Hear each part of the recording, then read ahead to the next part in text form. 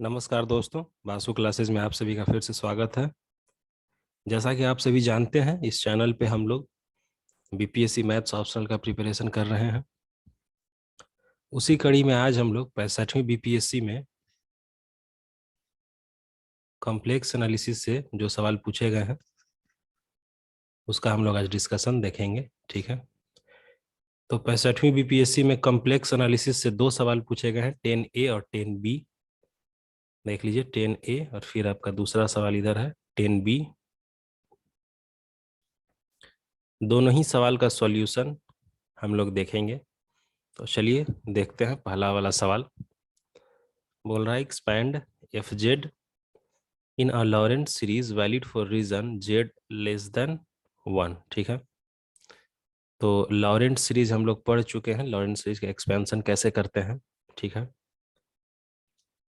तो यहाँ देखिए जैसे ही नीचे में दो टर्म्स साथ साथ आए तो अगर हम उनको अलग कर सकते हैं तो अलग करते हैं सबसे पहले। ठीक है, तो आप देख लीजिए 1/z+1 इंटू z+3 को 1/2 इंटू इस तरह से लिख सकते हैं। ठीक है, अब यहाँ से एक्सपेंड करना आसान हो जाएगा।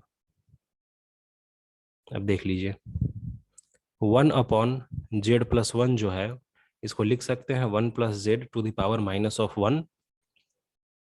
और इधर हमारा कोशिश ये रहता है कि 1+t के पावर -1 लेकर आ जाए, और 1+t के पावर -1 का हम लोग जानते हैं expansion 1 - t+t² -t³ alternatively plus minus. ठीक है, इस तरह से होता है। वो भी कब? जब t लेस देन 1 हो, magnitude of t less than 1। ठीक है, तो यहाँ पे तो एकदम परफेक्टली हो गया कि 1+z⁻⁻1 और z अपना यहाँ पे दिया हुआ है कि z लेस देन 1 है, तो ये तो एक्सपेंड हो जाएगा। अब इसको कैसे एक्सपेंड करेंगे? तो यहाँ पे देखने वाली बात ये है कि अगर z+1 होता तो कोई दिक्कत नहीं था, तो 3 की जगह 1 करने का सोचेंगे तो 3 को अगर हम लोग यहाँ पे कॉमन ले लेते हैं तो z/3 और 3/3 यानी कि z/3+1 इस तरह से हो जाएगा। ठीक है, अब इसको अगले स्टेप में देखिए, ये जो टर्म है इसको हम लोग लिख सकते हैं 1+z/3⁻⁻1। और सवाल में दिया हुआ है कि magnitude of z is less than 1, तो हम लोग कह सकते हैं कि magnitude of z/3 will also be less than 1। ठीक है, इसमें तो कोई समस्या नहीं है। ठीक है, तो z+1 को आप सम कोई और अदर वैल्यू t ही मान लीजिए, तो t लेस देन 1 है। z+1 z+z/3 की जगह t आप कंसिडर कर लीजिए अगर समझने में परेशानी हो तो। ठीक है, बस एक्सपेंड कर देना इसके आगे। 1+z⁻⁻1 का एक्सपेंशन हो जाएगा, ये 1/2 है पूरे के बाहर में। ठीक है, फिर -1/3 और इस वाले का एक्सपेंशन हो जाएगा ये 1 - z/3 को मान लीजिए कि t है। ठीक है, 1 - t plus t² -t³ plus t⁴। ठीक है बस अब यहाँ से सॉल्व कर लेना है। 1/2 तो रह जाएगा बाहर। अब देख लेते हैं कि z⁻0 का कफिशियंट यहाँ पे क्या है, 1 है। यहाँ पे क्या हो जाएगा -1/3, तो 1 - 1/3 2/3।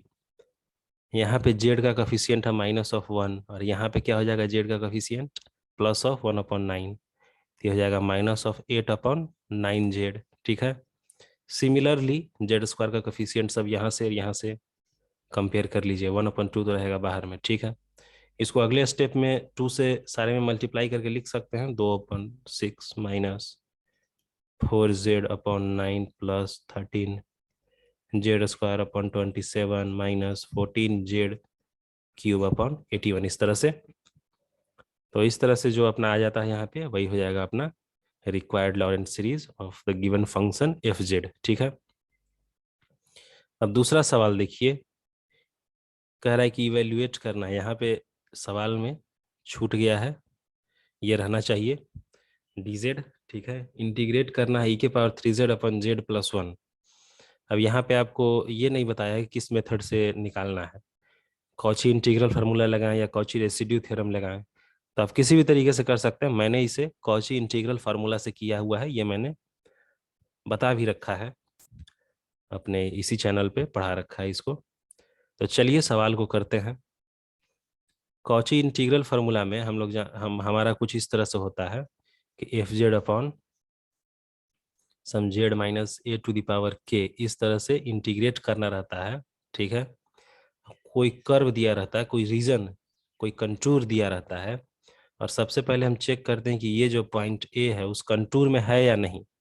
अगर उस कंटूर में नहीं है तो इंटीग्रल जीरो हो जाता है, अगर है तो फिर हम लोग इंटीग्रेट करने का उसको सोचते हैं। ठीक है, तो अपना कंटूर ये दिया हुआ है, नीचे में एक क्या हो जाएगा यहाँ पे माइनस ऑफ आई। ठीक है, अब आपको पता लगाना है क्या माइनस ऑफ आई इसके अंदर है या नहीं। ये क्या है, देख लीजिए, ये जो है इसी को यहाँ मैंने ऐसे लिखा हुआ है, ये एक सर्कल है, उसका सेंटर है ये -1 -i और रेडियस है 2। ठीक है, तो अब हमको देखना है कि क्या माइनस ऑफ आई इस सर्कल के अंदर आएगा। ठीक है, तो जेड की जगह पर सीधे आप -i रख लो, इस वाले में देख रहे हैं, तो जेड की जगह पे -i ++1 +i, तो ये कितना आ जाएगा, ये आ जा रहा है 1, ये इस वाले वैल्यू से लेस है। ठीक है, 2 से कम है, इसका मतलब है कि ये सर्कल के अंदर होगा। तो हम लोग को यहाँ से पता चल जाता है कि जो अपना जेड माइनस ये वाला जो माइनस ऑफ आई है अपने कंटूर के अंदर है, तो यहाँ पे हम लोग कॉची इंटीग्रल फार्मूला लगाएंगे। अब देख लीजिए, वैसे तो मैंने कॉची इंटीग्रल फार्मूला को अच्छे से पढ़ाया है, पर यहाँ एक बार फिर से देख लीजिए। कॉची इंटीग्रल फार्मूला रहता है कि इस तरह से अगर आपको कुछ इंटीग्रेट करना है, F Z upon Z minus A to the power K D Z.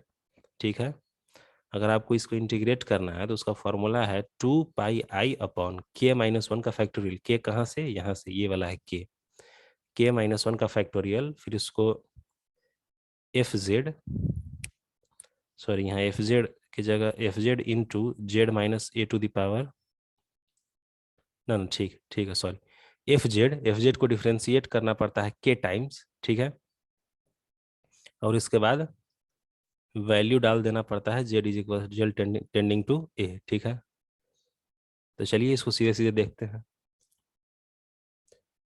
तो यहाँ से आप देख लीजिए कि ये है अपना एफ जेड, और ये है z minus A to the power some k. तो के का वैल्यू क्या है यहाँ पे, के बराबर 1 है। ठीक है, तो फॉर्मूला में देख लेते हैं, नीचे में था के -1 फैक्टोरियल यानी 0 फैक्टोरियल, फिर था के -1 टाइम डिफ्रेंशिएट यानी 0 टाइम डिफ्रेंशिएट करना है एफ जेड को, यानी कि एफ जेड को डिफ्रेंशिएट एक भी बार नहीं करने का जरूरत पड़ेगा। ठीक है, तो सीधे सीधे हम लोग 2 पाई अपॉन, नीचे में तो 0 फैक्टोरियल 1 हो गया, डिफ्रेंशिएट नहीं करना है, जेड के जगह पे माइनस ऑफ आई पुट कर देना है। ठीक है, यहाँ मान लीजिए 3z है।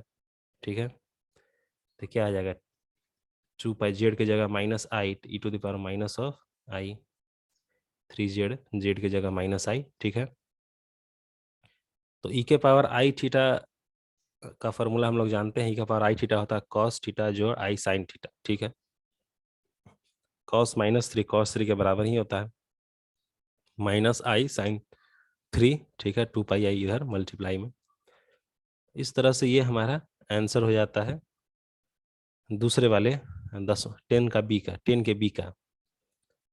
तो इसी तरह हम लोग अगले लेक्चर में 64वीं बीपीएससी का जो भी सवाल है कॉम्प्लेक्स एनालिसिस से उसको डिस्कस करेंगे, और इस तरह से हम लोग कोशिश करेंगे कि ज़्यादा से ज़्यादा टॉपिक्स के प्रीवियस ईयर क्वेश्चन और कुछ बेसिक इंट्रोडक्शन वगैरह देखने का कोशिश करेंगे। समय कम है, आप लोग पीटी पे ज़्यादा ध्यान दीजिए, और मेरे चैनल को सब्सक्राइब कर दीजिए। वीडियो पसंद आए तो लाइक कीजिए, ना पसंद आए डिसलाइक कीजिए, और किसी भी तरह का कोई भी कमेंट हो तो प्लीज़ कमेंट बॉक्स में कमेंट करें। Thank you.